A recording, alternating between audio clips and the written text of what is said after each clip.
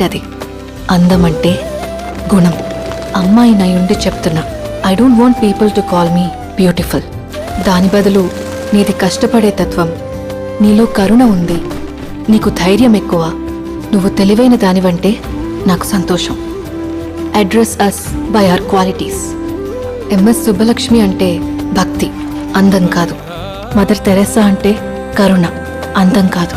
Ayn Rand అంటే తత్వం, అందం కాదు. సరస్వతి అంటే విద్య, దుర్గా అంటే ధైర్యం, గౌరీ అంటే తపస్సు, లక్ష్మి అంటే శుభం.